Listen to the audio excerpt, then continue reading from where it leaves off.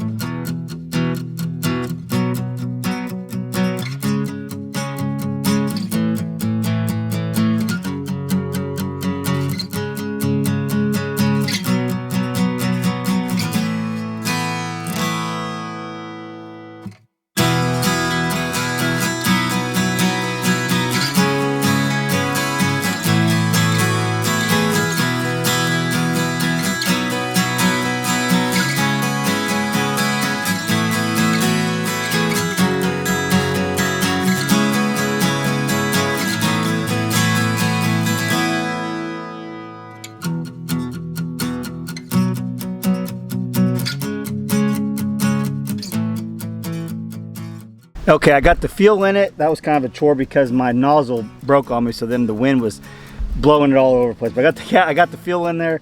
I got it full of oil. Now I'm going to hook the battery up, and then we're going to try to start this thing and just see how quiet it really is. And then we're going to check, we're going to hook it up to the well. I have not ran it since that deep freeze, so hopefully nothing's busted. So you guys are going to be seeing that with me for the first time. I hope the well is okay. I really do. That's the last thing I want to deal with is have to get someone out here to fix that. So if we get this running, get the well running, then we're going to clean out that tote, and we're going to have us about 300 gallons of water out here that we could shower and stuff with. We're not going to drink out of that just because there was things in it before. Even though we cleaned it off, we cleaned it out, I still don't want to have that as drinking water. You guys know what I'm saying. So let's get this battery hooked up and see if we can't get this thing running.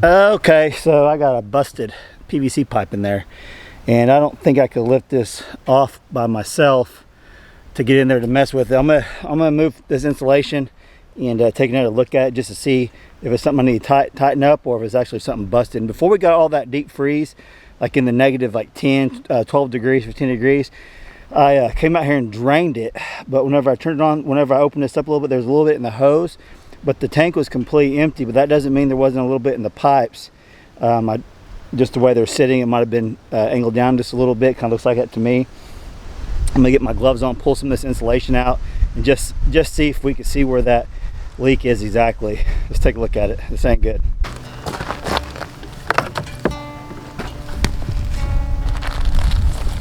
I had all this extra insulation in there to try to protect it from all the really cold weather.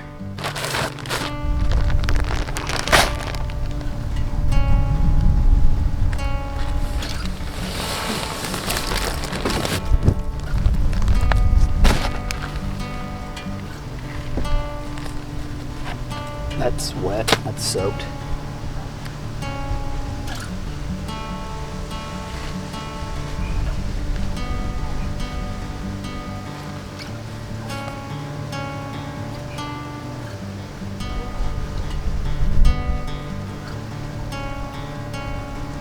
I'm gonna have to turn it back on, and we'll turn it back on one more time just to see exactly where it's coming from. Hopefully it's just a PVC pipe and not over by that brass fitting.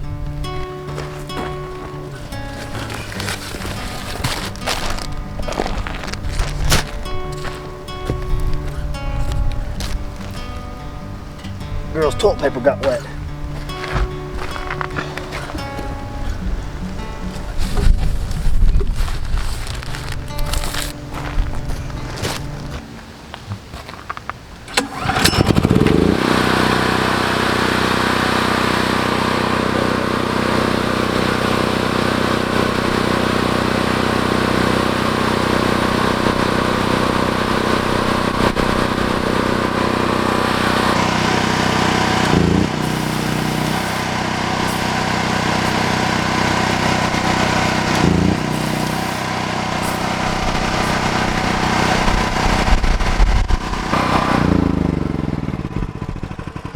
That is a good leak, and to me, from what I could tell, maybe you guys could tell in the video, it's that PVC pipe, that one little piece of PVC pipe.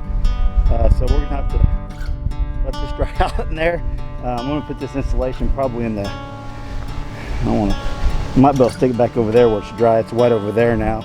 Let me stick some of this dry insulation over on this dry side, and then we'll close this up and figure out what we're gonna do.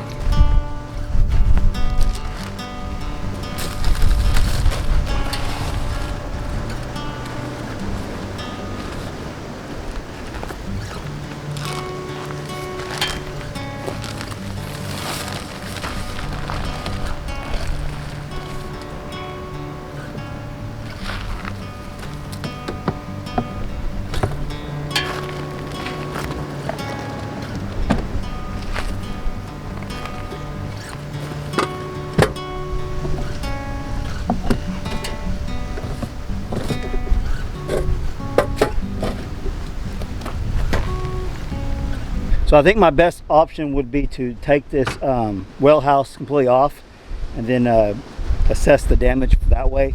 I can't take this off myself. That's the one issue with having a small well house like this, not a big walk-in one, is that you do have to get some help to take it off. I could probably get in there. It'd be pretty tight. I don't want to do that. Get in there and see what if I can get that pipe off. I'm not going to mess with it today. We're not needing the water today or anytime soon, per se, so it'll be one of them things. As soon as we get a nice day, another nice day other than today, get some help, come out here and fix the leak.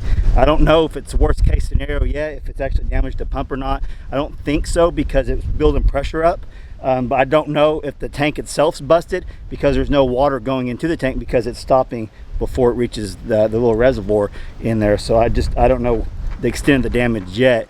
I'm gonna have to get that leak fixed first, and then fill up the tank and see if the bladder's busted on it or not. Oklahoma got some horrible cold weather that we've never seen we haven't seen in years and years and years. So it was a bad year. Tons of people had pipes frozen and broke, just not in Oklahoma, but in Texas and across the United States, because just the unprecedented amount of cold weather we got for consecutive days. So yeah, I was not wanting to see this today. Obviously, I was wanting to start the generator, test it out, and get some water filled up in the tank. So that's gonna scrap that video part of it, but that's okay. At least we know, we figured out right now before we actually need the water that there is a problem. It's a really good leak too. So leave me some comments down below. Do you think anything else is damaged, or we need to wait to see to fill it up? I think the pump's working just fine, because you guys seen all the water pressure coming out. Frustrating, but hopefully it's just that and it's not worst case where we have to fix the bladder, but we won't know until we get that little piece of PVC pipe fixed. I'm hoping it's just the PVC pipe. I just can't get in there right now to really tell. Dang it. All right, let me get this button up, and we'll talk to you a little bit more.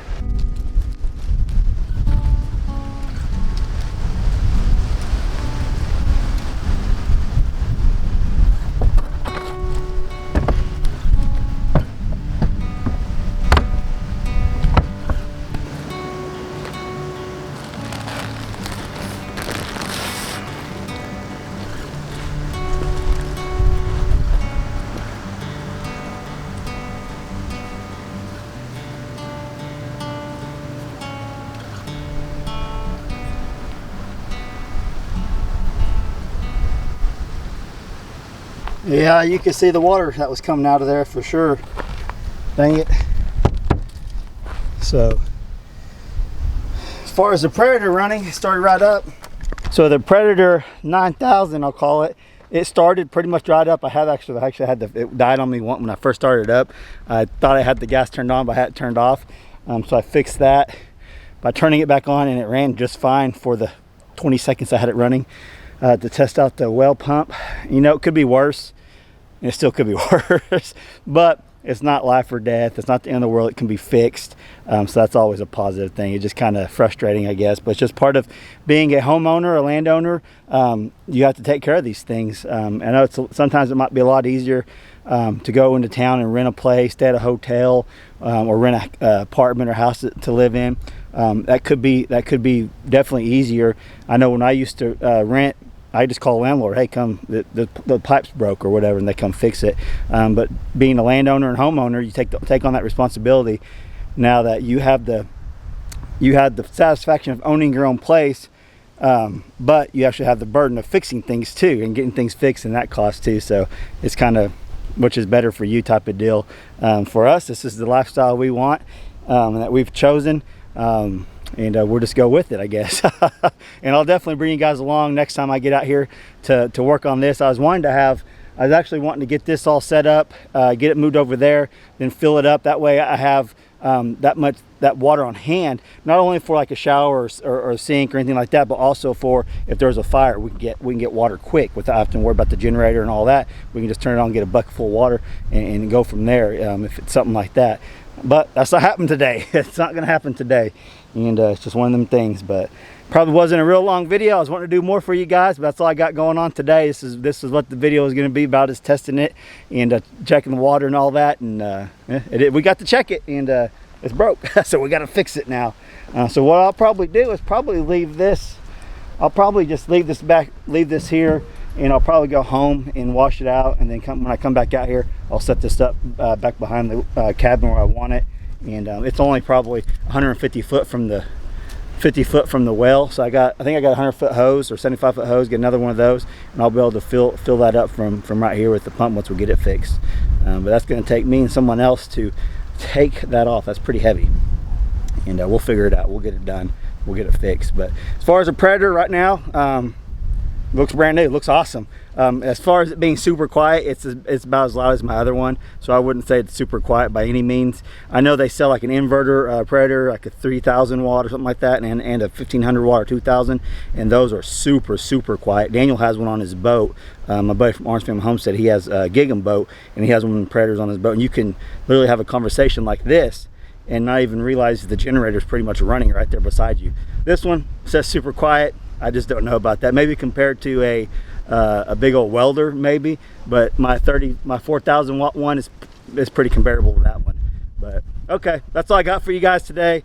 Hope you enjoyed what little bit of footage I got for you guys. If you did, smash that like button. If you're not subscribed yet, please subscribe. And hope you guys enjoyed it. Love you guys. Can't thank you enough for all the support you show us. And we'll catch you on the next video. Thanks for watching.